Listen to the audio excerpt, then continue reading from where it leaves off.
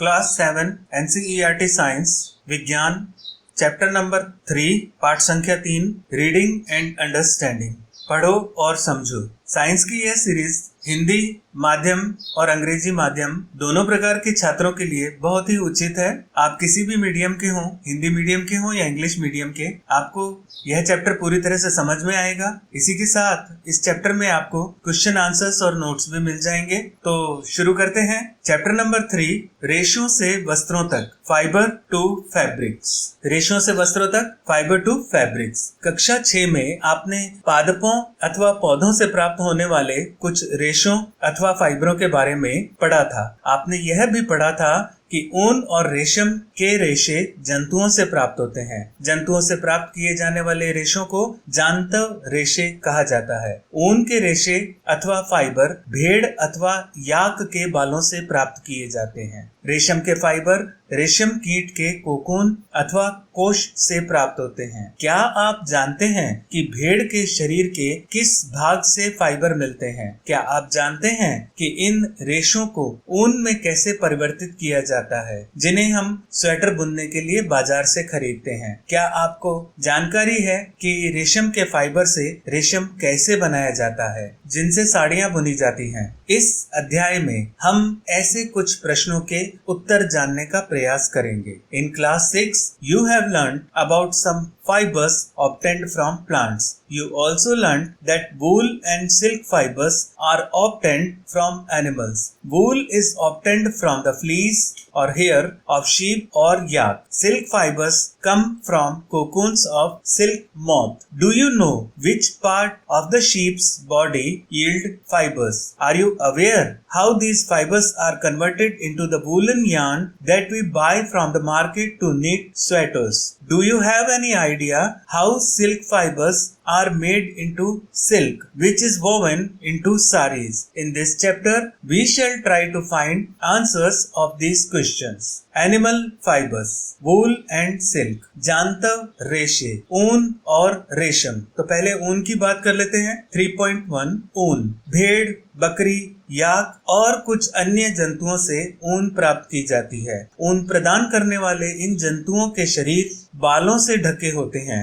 चित्र 3.1 में आप देख सकते हैं। क्या आप जानते हैं कि इन जंतुओं के आवरण पर बालों की मोटी परत क्यों होती है? बालों के बीच अधिक मात्रा में वायु आसानी से भर जाती है। वायु ऊष्मा का कुचालक है, जैसा कि आप अध्याय 4 में भी पढ़ेंगे। अतः ये बाल इन जंतुओं को गर्म रखते हैं। ऊन इन रोएदार रेशों से प्राप्त की जाती है। Wool. Wool comes from sheep, goat, yak and some other animals. These wool-yielding animals wear hair on their body. Do you know why these animals have a thick coat of hair? Hair trap a lot of air. Air is a poor conductor of heat, as you would learn in chapter 4. So, hair keeps these animals warm. Wool is derived from these hairy fiber. क्रियाकलाप 3.1 activity 3.1 अपने शरीर, बाहों और सिर के बालों को छूकर अनुभव कीजिए। क्या आपको इनमें कोई अंतर लगता है? कौन से बाल मोटे और रूखे प्रतीत होते हैं तथा कौन से मुलायम? हमारी ही तरह भेड़ की रोएदार त्वचा पर 2 प्रकार के रेशे होते हैं। दाढ़ी के रूखे बाल अथवा त्वचा के निकट अवस्थित तंतु रूपी मुलायम बाल। तंतु रूपी बाल ऊन अथवा कर्तित ऊन बनाने के लिए रेशे प्रदान करते हैं। भेड़ों की कुछ नस्लों में केवल तंतु रूपी मुलायम बाल ही होते हैं, जिनके जनकों का विशेष रूप से ऐसी भेड़ों को जन्म देने के लिए चयन किया जाता है जिनके शरीर पर सिर्फ मुलायम बाल हों। तंतु रूपी मुलायम बालों जैसे विशेष गुण युक्त भेड़ें उत्पन्न करने के लिए जनकों के चयन की यह प्रक्रिया वर्णात्मक प्रजनन कहलाती है। Activity 3.1 Feel the hair on your body and arm and those on your head. Do you find any difference? Which one seems coarse and which one is soft? Like us, hairy skin of the sheep has 2 types of fibers that form its fleece. The coarse broad hair and the fine soft underhair close to the skin. The fine hair provide the fibers for making wool. Some breeds of sheep possess only fine under hair. Their parents are especially chosen to give birth to sheep which have only soft under hair. This process of selecting parents for obtaining special characters in their offspring, such as soft under hair in sheep, is termed selective breeding. ऊन प्रदान करने वाले जंतु। हमारे देश के विभिन्न भागों में भेड़ों की अनेक नस्लें पाई जाती है। आप सारणी 3.1 में देखेंगे भी। यद्यपि भेड़ों की ऊन ही ऊन का एकमात्र स्रोत नहीं है, फिर भी बाजार में सामान्य रूप से उपलब्ध ऊन भेड़ की ऊन ही होती है। याक की ऊन तिब्बत तथा लद्दाख में प्रचलित है। बकरी के बालों से भी ऊन प्राप्त की जाती है। अंगोरा ऊन को अंगोरा नस्ल की बकरियों से प्राप्त किया जाता है, जो जम्मू एवं कश्मीर के पहाड़ी क्षेत्रों में पाई जाती हैं। कश्मीरी बकरी की त्वचा के निकट मुलायम बाल अथवा फर होते हैं। इनसे बेहतरीन शॉलें बनाई जाती है, जिन्हें पश्मीना शॉलें कहते हैं।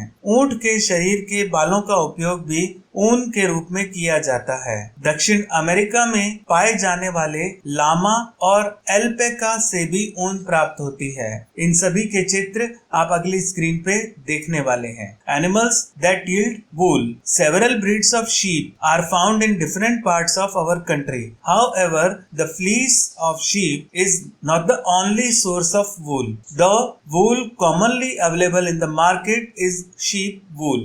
Yak wool is common in Tibet and Ladakh. Mohair is obtained from Angora goats found in hilly regions such as Jammu and Kashmir. Wool is also obtained from goat hair. The underfur of Kashmiri goat is soft. It is woven into fine shawls called pashmina shawls. The fur, means hair, on the body of camels is also used as wool. Llama and alpaca found in South America also yield wool. You can see all the figures on the next screen. Here comes figure 3.2 related to yak, 3.3 angora goat, angora bakri, 3.4 goat, bakri, 3.5 camel, 3.6 llama and 3.7 alpaca. So here are the animals which give us wool.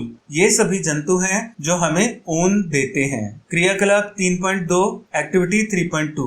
इन जंतुओं के चित्र एकत्रित कीजिए जिनके बालों का उपयोग ऊन के रूप में किया जाता है। उन्हें अपनी स्क्रैप पुस्तिका में चिपकाइए। यदि आप चित्र प्राप्त नहीं कर पाए तो पुस्तक में दिए गए चित्रों को देखकर उन्हें बनाने का प्रयास कीजिए। अपनी क्षेत्रीय और देश की अन्य भाषाओं में भेड़, बकरी, ऊंट और याक जिस नाम से जाने जाते हैं उनका पता भी लगाने का प्रयास कीजिए। Collect pictures of animals whose hair is used as wool. Stick them in your scrapbook. If you are unable to get pictures, try and draw them from one given in your book. Find out words for sheep, goat, camel and yak in your local language and also in other languages of your country.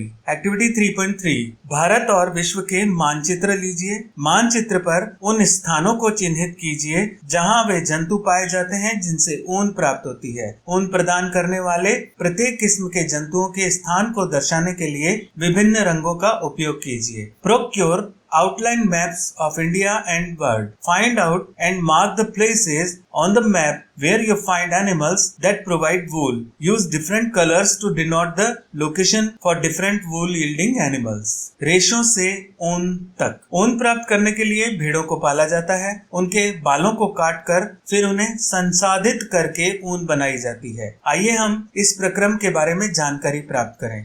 From fibers to wool. For obtaining wool, sheep are reared. Their hair is cut and processed into wool. Let us learn about this process. भेड़ पालन और प्रजनन। यदि आप जम्मू और कश्मीर, हिमाचल प्रदेश, उत्तराखंड, अरुणाचल प्रदेश और सिक्किम के पहाड़ी क्षेत्रों अथवा हरियाणा, पंजाब, राजस्थान, गुजरात के मैदानों की यात्रा करें तो आप गडरियों को भेड़ों के झुंडों को चराने के लिए ले जाते हुए देख सकते हैं। भेड़ शाकाहारी होती है और वह घास और पत्तियां पसंद करती है। भेड़ पालक अथवा पालने वाला उन्हें हरे चारे के अतिरिक्त दालें, मक्का, ज्वार, खली अथवा बीज में से तेल निकाल लेने के बाद बचा पदार्थ और खनिज भी खिलाते हैं। सर्दियों में भेड़ों को घरों के अंदर रखा जाता है और उन्हें पत्तियां, अनाज और सूखा चारा खिलाया जाता है। Rearing and breeding of sheep. If you travel to the hills in Jammu and Kashmir, Himachal Pradesh, Uttaranchal, Arunachal Pradesh and Sikkim,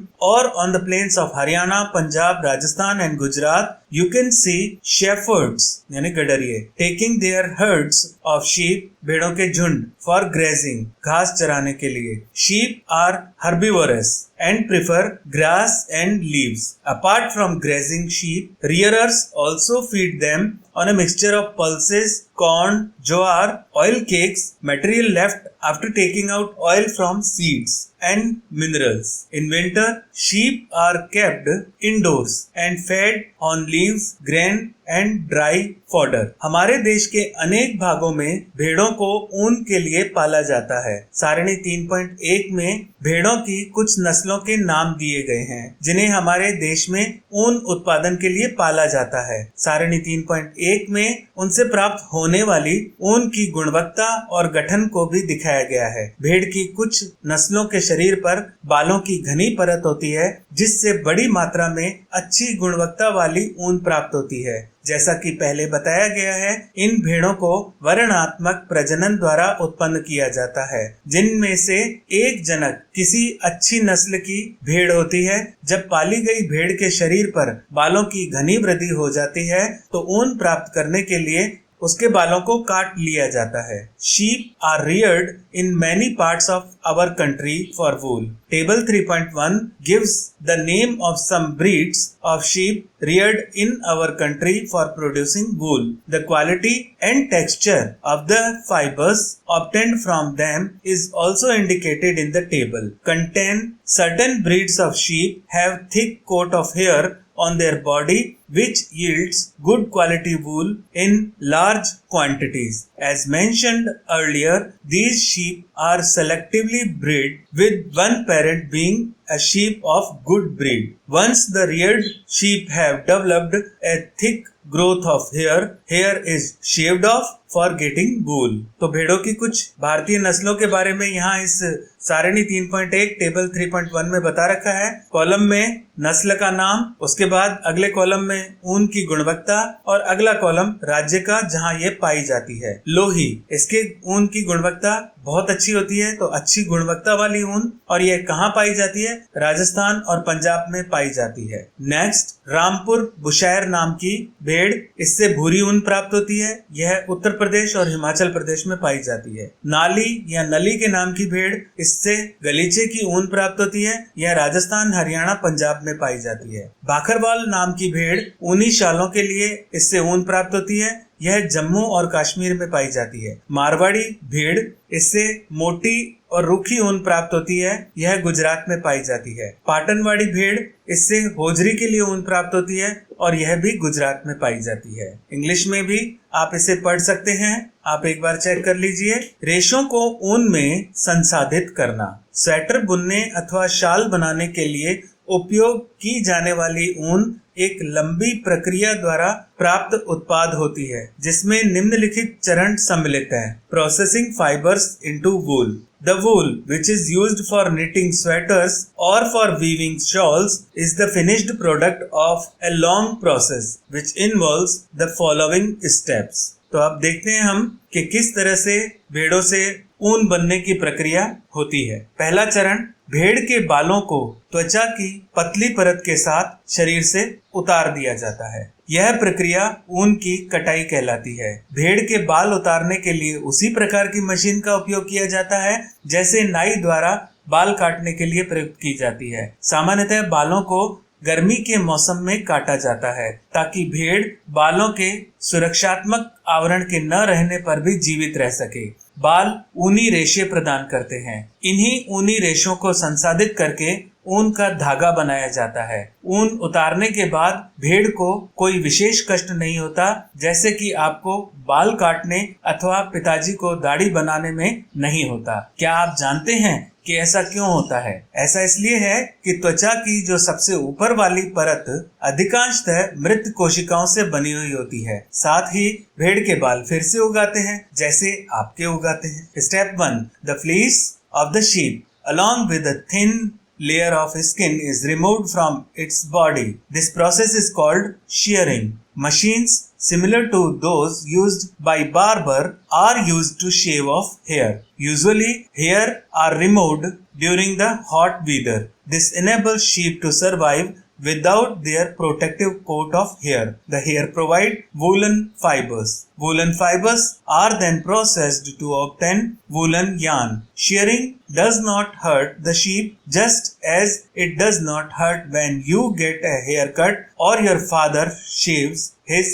beard. Do you know why? The uppermost layer of the skin is dead. Also, the hair of sheep grow again just as your hair does. चरण 2, त्वचा सहित उतारे गए बालों को टंकियों में डालकर अच्छी तरह धोया जाता है, जिससे उनकी चिकनाई, धूल और गर्त निकल जाए। इस प्रक्रम को अभिमार्जन कहते हैं। आजकल अभिमार्जन मशीनों द्वारा किया जाता है। आप चित्र में देख भी रहे हैं। यहाँ चित्र में दिखाया गया है कि भेड़ के बालों को कैसे उतारा जा रहा है। अगले चित्रों में आप देखेंगे कि अभिमार्जन यानी कि ऊन की धुलाई यानी कि भेड़ के बालों की धुलाई किस प्रकार की जा रही है। Step 2, the sheared skin with hair is thoroughly washed in tanks to remove grease, dust and dirt. This is called scouring. Nowadays, scouring is done by machines. Here comes scouring या फिर अभिमार्जन। चित्र 3.8 बी में आप देख रहे हैं कि tanks में 2 व्यक्ति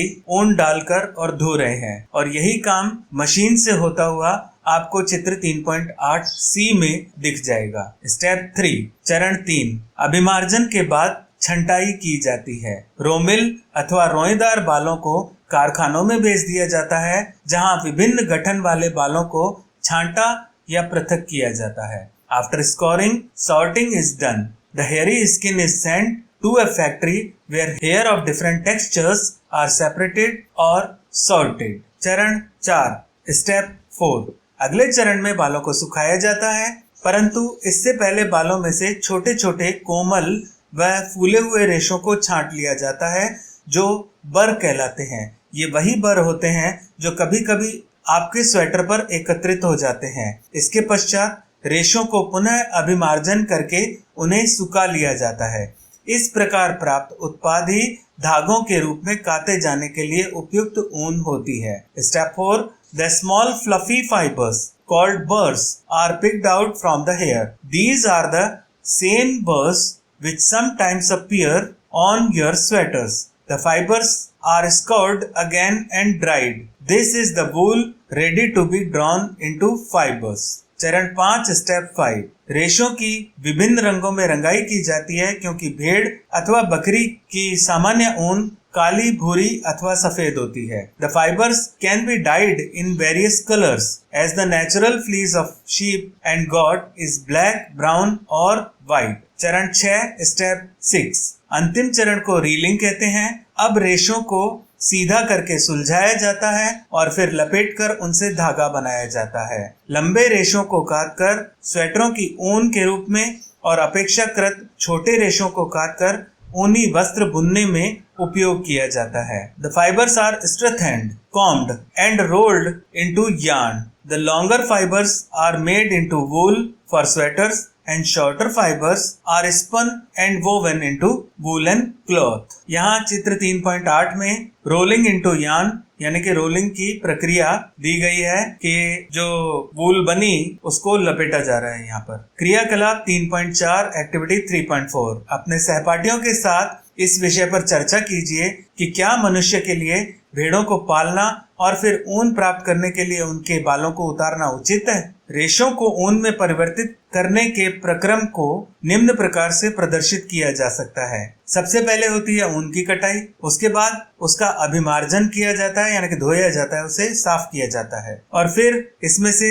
ऊन छांटी जाती है। अलग अलग तरह की ऊन छांटी जाती है। ऊन में से बर निकलते हैं, फिर बर की छटाई की जाती है, उसके बाद रंगा जाता है, फिर उसकी रीलिंग की जाती है। इस प्रकार से ये प्रक्रम चलता है। Activity 3.4 debate amongst your classmates whether it is fair on the part of humans to rear sheep and then chop off their hair for getting wool. Steps for getting wool are: first is shearing, then scouring, then sorting, then clearing, then cleaning of burrs, then rolling, and then dyeing, and then again rolling. रेशम, रेशम अथवा silk के रेशे भी जानतव रेशे होते हैं। रेशम के कीट रेशम के फाइबरों को बनाते हैं। रेशम प्राप्त करने के लिए रेशम के कीटों को पालना रेशम कीट पालन अथवा सेरीकल्चर कहलाता है। अपनी माताजी, चाची जी, दादी माँ से विभिन्न प्रकार के रेशम तथा रेशमी साड़ियों के बारे में जानकारी प्राप्त कीजिए। विभिन्न प्रकार के रेशम को सूचीबद्ध कीजिए। इससे पहले कि हम रेशम प्राप्त करने के प्रक्रम पर चर्चा करें, रेशम के कीट के जीवन चक्र के बारे में जानना आवश्यक है। Silk, silk fibres are also animal fibers. Silkworms spin the silk fibers. The rearing of silkworms for obtaining silk is called sericulture. Find out from your mother, aunt, grandmother the kind of silk sarees they have. List the kind of sarees. Before we discuss the process of obtaining silk, it is necessary to know the interesting life history of silk moth. रेशम कीट का जीवन चक्र। मादा रेशम कीट अंडे देती है, जिनसे लार्वा निकलते हैं, जो कैटरपिलर या इल्ली अथवा रेशम कीट कहलाते हैं। ये आकार में वृद्धि करते हैं और जब कैटरपिलर अपने जीवन चक्र की अगली अवस्था में प्रवेश करने के लिए तैयार होता है, तो यह प्यूपा अथवा कोशित कहलाता है, जो अपने इर्द गिर्द एक जाल बुन लेता है। यह जाल उसे अपने स्थान में बने रहने में सहायता करता है। फिर यह अंग्रेजी संख्या 8 के रूप में अपने सिर को एक सिरे से दूसरे सिरे तक ले जाता है। सिर की इस गति के समय कैटरपिलर पतले तार के रूप में प्रोटीन से बना एक पदार्थ स्त्रवित करता है, जो कठोर होकर अथवा सूख कर रेशम का रेशा बन जाता है। जल्दी ही कैटरपिलर स्वयं को पूरी तरह से रेशम के रेशों से ढक लेता है और प्यूपा बन जाता है। यह आवरण कोकून कहलाता है। कीट का आगे का विकास कोकून के भीतर होता है। आप चित्र में देखेंगे भी, रेशम के रेशों का उपयोग रेशम के वस्त्र बुनने के लिए किया जाता है। क्या आप कल्पना कर सकते हैं कि रेशम का मृदु यानी कि नरम रेशा अथवा सूत्र स्टील के तार जितना मजबूत होता है? Life history of silk moth. The female silk moth Lay's eggs from which hatch larvae, which are called caterpillar or silkworms. They grow in size, and when the caterpillar is ready to enter in the next stage of its life history is called pupa. It first weaves a net to hold itself. Then it swings its head from side to side in the form of the figure of 8. During these movements of the head, the caterpillar secretes fibers made of a protein which hardens on exposure to air and becomes silk fiber. Soon the caterpillar completely covers itself by silk fibers and turns into pupa. This covering is known as cocoon. The further development of pupa into moth continues inside the cocoon. Silk fibers are used for weaving silk cloths. Can you imagine that the soft silk yarn is as strong as a comparable thread of steel? रेशम का धागा रेशम कीट के cocoon से प्राप्त रेशों से तैयार किया जाता है। रेशम कीट अनेक किस्म के होते हैं जो एक दूसरे से काफी अलग दिखाई देते हैं, और उनसे प्राप्त होने वाला रेशम का धागा गठन अर्थात रुक्षता, चिकनाहट, चमक आदि में भिन्न होता है। अतः टसर रेशम, मूगा रेशम, कोसा रेशम तथा अन्य प्रकार के रेशम विभिन्न प्रकार के रेशम कीटों द्वारा काते गए कोकूनों से प्राप्त होते हैं। सबसे सामान्य रेशम कीट शहतूत रेशम कीट है। इस कीट के कोकून से प्राप्त होने वाला रेशम फाइबर मृदु, चमकदार और लचीला होता है तथा इसे सुंदर रंगों में रंगा जा सकता है। रेशम कीट पालन अथवा रेशम कीटों का संवर्धन भारत का बहुत प्राचीन व्यवसाय है। भारत व्यावसायिक स्तर पर बहुत अधिक रेशम उत्पादित करता है। The silk yarn thread is obtained from the cocoon of the silk moth. There is a variety of silk moths which look very different from one another, and the silk yarn they yield in different in texture, coarse, smooth, shine, etc. Thus, tussar silk, muga silk, kosa silk, etc. are obtained from cocoon spun by different types of moths. The most common silk moth is mulberry silk moth. The silk fiber from the cocoon of this moth is soft, lustrous and elastic and can be dyed in beautiful colors. Sericulture or culture of silkworms is a very old occupation in India. India produces plenty of silk on a commercial scale. क्रियाकलाप 3.5 विभिन्न प्रकार के रेशमी वस्त्रों के टुकड़े एकत्रित कीजिए और उन्हें अपनी स्क्रैप पुस्तिका में चिपकाइए। आपको ये दर्जी की दुकानों में व्यर्थ कतरनों की ढेरी में मिल सकते हैं। अपनी माताजी, चाची जी अथवा शिक्षिका की सहायता से विभिन्न किस्म के रेशम जैसे शहतूत रेशम, टस्सर रेशम, एरी रेशम, मुगा रेशम आदि की पहचान कीजिए। रेशम के इन टुकड़ों के गठन अथवा बनावट की तुलना कृत्रिम रेशम के टुकड़ों से कीजिए जो संश्लेषित रेशों से निर्मित होते हैं। उन रेशम के कीटों के चित्र एकत्रित करने का प्रयास कीजिए जिनके कैटरपिलर विभिन्न प्रकार के रेशम प्रदान करते हैं। Activity 3.5 collect pieces of silk cloth from various types and paste them into your scrapbook. You can find them in a tailor's shop among the heap of waste cut pieces. Take help of your mother, aunt or teacher and identify the types of silk such as mulberry silk, tussar silk, eri silk, muga silk, etc. Compare the texture of these silks with that of the artificial silk pieces which contain synthetic fibers. Try and collect pictures of different moths whose caterpillars provide the various types of silk. Activity 3.6 क्रियाकलाप 3.6 किसी कृत्रिम अथवा संश्लेषित रेशम और शुद्ध रेशम का एक एक धागा लीजिए। इन धागों को सावधानी से जलाइए। क्या आपको उनके जलते समय उत्पन्न गंध में कोई अंतर महसूस हुआ? अब सावधानी से ऊन के एक धागे को जलाइए। इसके जलने की गंध कृत्रिम रेशम के जलने जैसी है अथवा शुद्ध रेशम जैसी? क्या आप बता सकते हैं कि ऐसा क्यों है? ऐसा इसलिए है कि कृत्रिम रेशे जो है उनसे जो गंध आएगी वह कुछ ऐसी गंध होगी जैसे किसी रसायन को जलाया गया हो, जबकि प्राकृतिक रेशे को जलाने से जो गंध आएगी तो वह गंध कुछ ऐसी होगी जैसे किसी जानवर की खाल जलने से होती है। तो यह दोनों में फर्क आएगा। यह जानने के लिए कि रेशम कीट के जीवन चक्र में कोकून अवस्था कब आती है, आप क्रियाकलाप 3.7 करने का प्रयास कीजिए। Activity 3.6 take an artificial synthetic silk thread and a pure silk thread. Burn these threads carefully. Did you notice any difference in the smell while burning? Now burn a woolen fiber carefully. Did it smell like burning of artificial silk or that of pure silk? Can you explain why?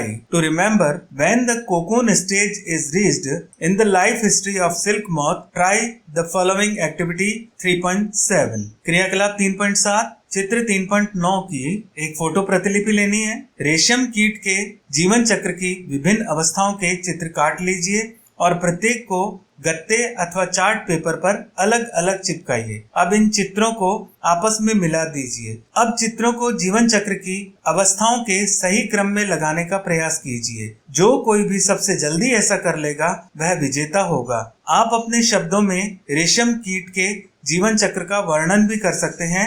इसे अपनी scrap पुस्तिका में लिखिए। यहाँ चित्र दिया हुआ है। मेल और फीमेल एडल्ट सिल्क मॉथ रेशम कीट दिए हुए हैं, नर और मादा। मादा अंडे देगी शहतूत के पेड़ की पत्तियों पर। इन अंडों से सिल्क वॉर्म लार्वा निकलेंगे जो इन पत्तियों को खाकर जीवित रहेंगे। उसके बाद में यह लार्वा 8 की आकृति में मुंह को घुमाते हुए अपने चारों ओर एक आवरण तैयार करेगा और यह आवरण इसके द्वारा छोड़े गए स्त्राव से बनता है, सेक्रेशन से बनता है और यह आवरण बाद में कोकून में परिवर्तित हो जाता है और इस कोकून के अंदर यह मॉथ यानी कि रेशम कीट अपनी अगली अवस्था पूरी करता है और उड़ने के लिए तैयार होता है। तो यह पूरा जीवन चक्र आपके सामने है। चित्र ए, चित्र बी, चित्र सी, चित्र डी और चित्र ई और चित्र एफ के द्वारा। Activity 3.7 photocopy figure 3.9 cut out pictures of the stages of life history of the silk moth and paste them on pieces of cardboard और chart paper. Jumble them. Now try and arrange the stitches in the correct sequence in a cyclic form. Whoever does it fastest wins. You may also describe the life history in your own words. Write it down in your scrapbook. यहाँ आप पूरे चित्र में शहतूत का एक पेड़ देख रहे हैं, मलबरी का एक ट्री देख रहे हैं और इसकी लीव बड़े रूप में दिखाई हुई है। अब ए वाली पिक्चर में जो फीमेल सिल्क मॉथ है यानी कि मादा रेशम कीट है वह अपने अंडे दे रही है, बहुत सारे अंडे दे रही है। ये अंडे लार्वा में बदलते हैं और ये लार्वा शहतूत की पत्तियों पर दिख रहे हैं आपको चित्र सी में, पिक्चर सी में। अब ये लार्वा शहतूत की पत्तियों को खा रहे हैं, इन्हें कैटरपिलर कहा जा सकता है या रेशम कृमि। उसके बाद में ये कैटरपिलर्स अपने चारों ओर एक आवरण बनाएंगे और वह आवरण कहलाता है कोकून और इस कोकून के अंदर ही रेशम के बहुत सारे रेशे मिल जाते हैं। कोकून से रेशम तक, फ्रॉम कोकून टू सिल्क। रेशम प्राप्त करने के लिए रेशम कीटों को पाला जाता है और उनके कोकूनों को एकत्रित करके रेशम के फाइबर प्राप्त किए जाते हैं। For obtaining silk, moths are reared and their cocoons are collected to get silk thread. रेशम कीट पालन। कोई मादा रेशम कीट एक बार में सैकड़ों अंडे देती है। अंडों को सावधानी से कपड़े की पट्टियों अथवा कागज पर एकत्रित करके रेशम कीट पालकों को बेचा जाता है। ये पालक अथवा किसान अंडों को स्वास्थ्यकर स्थितियों, उचित ताप एवं आर्द्रता की अनुकूल स्थितियों में रखते हैं। अंडों को उपयुक्त ताप तक गर्म रखा जाता है जिससे अंडों में से लार्वा निकल आए। यह तब किया जाता है जब शहतूत के वृक्षों पर नई पत्तियां आती हैं। लार्वा जो कैटरपिलर या रेशम कीट कहलाते हैं, दिन रात ये नई पत्तियां खाते रहते हैं और आमा अथवा साइज में काफी बड़े हो जाते हैं। लार्वा को शहतूत की ताजी कटी पत्तियों के साथ बांस की स्वच्छ ट्रे में रखा जाता है। 20 से 25 दिनों के बाद कैटरपिलर पत्तियां खाना बंद कर देते हैं और कोकून बनाने के लिए वे बांस के बने छोटे छोटे कक्षों में चले जाते हैं। इसके लिए ट्रे में छोटी रैक या टहनियां रख दी जाती हैं जिनसे कोकून जुड़ जाते हैं। कैटरपिलर अथवा रेशम कीट कोकून बनाते हैं जिसके भीतर प्यूपा विकसित होता है। Rearing silk worms. A female silk moth lays hundreds of eggs at one time. The eggs are stored carefully on strips of cloth or paper and sold to silkworm farmers. The farmers keep eggs under hygienic condition and under suitable conditions of temperature and humidity. The eggs are warmed at a suitable temperature for the larva to hatch from eggs. This is done when mulberry tree bears a fresh crop of leaves. The larvae called caterpillars or silkworms eat day and night and increase enormously in size. The larvae are kept in clean bamboo trays along with freshly chopped mulberry leaves. After 25 to 30 days, the caterpillar stop eating and move to a tiny chamber of bamboo in the tray to spin cocoons. Small rags or twigs may be provided in the trays to which cocoons get attached. The caterpillar or silkworm spins the cocoon inside which develops the silk moth. You can check out all the process in 3.10 once again. रेशम का संसाधन। रेशम कीट प्राप्त करने के लिए कोकूनों की बड़ी ढेरी का उपयोग किया जाता है। वयस्क कीट में विकसित होने से पहले कोकूनों को धूप में रखा जाता है अथवा पानी में उबाला जाता है या भाप में रखा जाता है। इस प्रक्रम में रेशम के फाइबर पृथक हो जाते हैं। रेशम के रूप में उपयोग के लिए कोकून में से रेशे निकालने के पश्चात उनसे धागे बनाने की प्रक्रिया रेशम की रीलिंग कहलाती है। रीलिंग विशेष मशीनों में की जाती है जो कोकून में से फाइबर या रेशों को निकालती है। फिर रेशम के फाइबरों की कताई की जाती है जिससे रेशम के धागे प्राप्त हो जाते हैं।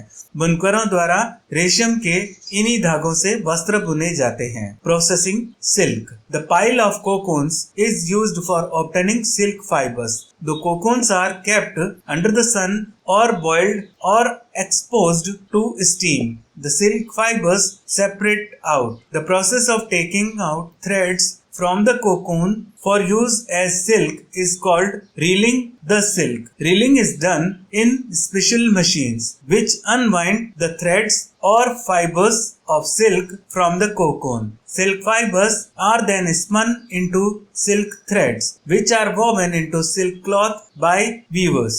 Now coming to box readings. इस चैप्टर में कुछ बॉक्स में दिए हुए हैं डिटेल्स, उनको भी पढ़ देते हैं। व्यावसायिक संकट, ऑक्यूपेशनल हाजार्ड। ऊन उद्योग हमारे देश में अनेक व्यक्तियों के लिए जीविकोपार्जन का एक महत्वपूर्ण साधन है, लेकिन छटाई करने वालों का कार्य जोखिम भरा है क्योंकि कभी कभी वे एंथ्रेक्स नामक जीवाणु द्वारा संक्रमित हो जाते हैं जो एक घातक रक्त रोग का कारक है जिसे सॉर्टर्स रोग कहते हैं। किसी भी उद्योग में कारीगरों द्वारा ऐसे जोखिमों को झेलना ही व्यावसायिक संकट अथवा ऑक्यूपेशनल हजार्ड कहलाता है। भारत में रेशम उत्पादन से संबंध विभिन्न प्रकार के उद्योगों में महिलाओं की भूमिका महत्वपूर्ण है। रेशम कीट के पालन, कोकूनों में से रेशम को निकालने और कच्चे रेशम से वस्त्र निर्माण आदि कार्य अधिकतर महिलाओं द्वारा ही किए जाते हैं। अपने उद्यम द्वारा वे राष्ट्र की अर्थव्यवस्था में योगदान देती हैं। रेशम उत्पादन में चीन विश्व में पहले स्थान पर है। भारत भी प्रमुख रेशम उत्पादक देशों में गिना जाता है। रेशम की खोज। आइए देखें अब रेशम की खोज कैसे हुई। रेशम की खोज का यथार्थ समय संभवतः अज्ञात है। एक प्राचीन चीनी कहानी के अनुसार सम्राट हुआंग टी ने रानी सी लुंग ची से अपने बगीचे में उगने वाले शहतूत के वृक्षों की पत्तियों के क्षतिग्रस्त होने के कारण का पता लगाने के लिए कहा था। रानी ने पाया कि सफेद कीड़े शहतूत की पत्तियों को खा रहे थे। उन्होंने यह भी देखा कि ये कीड़े अपने इर्द गिर्द चमकदार कोकून बुन लेते हैं। संयोग से एक कोकून उनके चाय के प्याले में गिर गया और कोकून में से नाजुक धागों का गुच्छा पृथक हो गया। रेशम उद्योग चीन में आरंभ हुआ और सैकड़ों वर्षों तक इसे कड़ी पहरेदारी में गुप्त रखा गया। बाद में यात्रियों और व्यापारियों ने रेशम को अन्य देशों में प्रचलित किया। जिस मार्ग से उन्होंने यात्रा की थी उसे आज भी सिल्क रूट कहते हैं। Chapter reading is complete. आइए अब देखें आपने क्या सीखा। What you have learn. रेशम कीटों से रेशम तथा भेड़, बकरी एवं याक से ऊन प्राप्त की जाती है। रेशम और ऊन जानतव रेशे हैं। ऊंट, लामा और एल्पेका के बालों को भी ऊन प्राप्त करने के लिए संसाधित किया जाता है। भारत में अधिकतर भेड़ों को ऊन प्राप्त करने के लिए पाला जाता है। भेड़ के शरीर से बालों को उतारकर पहले अभिमार्जन व छटाई की जाती है और फिर सुखाने के बाद उन्हें काट कर ऊन प्राप्त की जाती है। अपने जीवन चक्र में रेशम कीट रेशम के रेशों की कताई करके कोकून बनाते हैं। रेशम फाइबर प्रोटीन से बने होते हैं। कोकूनों से रेशम के रेशों को पृथक करके उनका संसाधन किया जाता है और फिर रेशम का धागा बनाया जाता है। इस प्रक्रम को रीलिंग कहा जाता है। बुनकर रेशम के धागों से रेशम के वस्त्र बुनते हैं। Silk comes from silk worms and wool is obtained from sheep, goat and yak. Hence, silk and wool are animal fibers. The hairs of camel, llama and alpaca are also processed to yield wool. In India, mostly sheep are reared for getting wool. Sheep hair is reared off from the body scoured, sorted, dried, dyed, spun and woven to yield wool. Silkworms are caterpillars of silk moth. During their life cycle, the worms spin cocoons of silk fibers. Silk fibers are made of a protein. Silk fibers from cocoons are separated out and reeled into silk threads. Weavers weave silk threads into silk cloths. Now coming to question answers. अभ्यास exercise. Question number 1. संभवतः आपने nursery कक्षा में निम्नलिखित पंक्तियां पढ़ी होंगी. Baba black sheep, have you any wool? And next, Mary had a little lamb whose fleece was white and snow. ऊपर लिखी पंक्तियों के आधार पर यह बताइए कि ब्लैक शीप अथवा काली भेड़ के किन भागों से ऊन प्राप्त होती है. मेमने अथवा लैम्ब के सफेद रोमों का क्या तात्पर्य है. You must be familiar with the following nursery rhymes. Baba black sheep, have you any wool? Mary had a little lamb whose fleece was white as snow. Answer the following. Which part of the black sheep have wool? What is meant by white fleece of the lamb? Baba black sheep वाले का answer है wool is obtained from the hairy fiber hair of the sheep. Question number 2. Mary had a little lamb वाले का answer है white fleece of the lamb refers to white colored hair of the lamb. तो ultimately दोनों के बालों के बारे में ही इसमें बताया गया है और ये दोनों के बाल, लैम्ब के बाल, शीप के बाल, ये ऊन बनाने के काम में आते हैं. रेशम कीट या कैटरपिलर. रेशम कीट एक कैटरपिलर अथवा लार्वा है. रेशम कीट क्या है? एक कैटरपिलर है अथवा लार्वा है. The silk worm is a caterpillar और larva. Choose the correct option. तो करेक्ट ऑप्शन यही है कि ये कैटरपिलर भी है और ये लार्वा भी है. निम्नलिखित में से किससे ऊन प्राप्त नहीं होती? यहाँ नाम दिए हुए हैं याक, ऊंट, बकरी, घने बालों वाला कुत्ता. Yak, camel, goat, woolly dog. Woolly dog में से हमें वूल नहीं मिलती है, हम लेते नहीं. Question number 4. What is meant by the following terms? Rearing, shearing, sericulture. निम्नलिखित शब्दों के क्या अर्थ हैं? पालन, ऊन कटाई, रेशम कीट पालन. Rearing. Rearing means helping someone to grow up. पालन मतलब देखभाल करना उनके बड़े होने के क्रम में. Shearing. It is the process of removal of fleece along with thin layer of skin from the body of sheep. ऊन कटाई. भेड़ के शरीर से उसके त्वचा की ऊपरी परत के साथ उसके बालों को उतार लेना, यह ऊन कटाई कहलाता है. रेशम कीट पालन. Sericulture. Sericulture refers to the rearing of silkworms to obtain silk. रेशम कीटों का रेशम प्राप्त करने के लिए पालन करना ही सेरिकल्चर अथवा रेशम कीट पालन कहलाता है. Question number 5. ऊन के संसाधन के विभिन्न चरणों के क्रम में कुछ चरण नीचे दिए गए हैं. शेष चरणों को उनके सही क्रम में लिखिए. Given below is a sequence of steps in the processing of wool. Which are the missing steps? तो इसमें तो सिर्फ ऊन कटाई, शेयरिंग, छटाई और सॉर्टिंग दिया हुआ है. तो इसको कंटिन्यूअस में आंसर में किस तरह से लिखेंगे?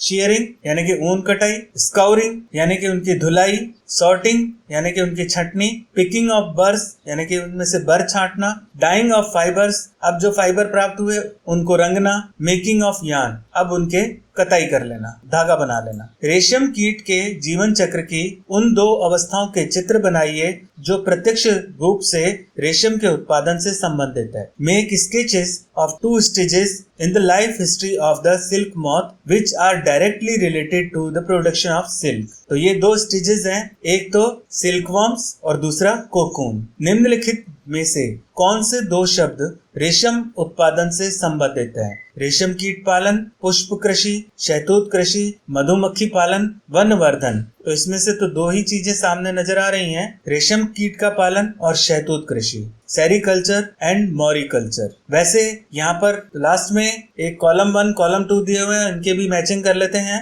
स्काउरिंग को मैच करोगे आप अभिमार्जन को मैच करोगे काटी गई ऊन की सफाई से, यानी कि क्लीनिंग शेयर्ड स्किन. दूसरा है मलबरी लीव्स, इसे आप जोड़ेंगे रेशम कीट का भोजन, फूड ऑफ सिल्कवॉर्म. याक, इस तीसरे को जोड़ें आप वूल यील्डिंग एनिमल से. ब से कोकून, कोकून से हमें सिल्क फाइबर प्राप्त होता है, तो इसको ऐसे जोड़ दीजिए, रेशम फाइबर उत्पन्न करता है. तो इसी तरह से ये चैप्टर आपका कंप्लीट हुआ.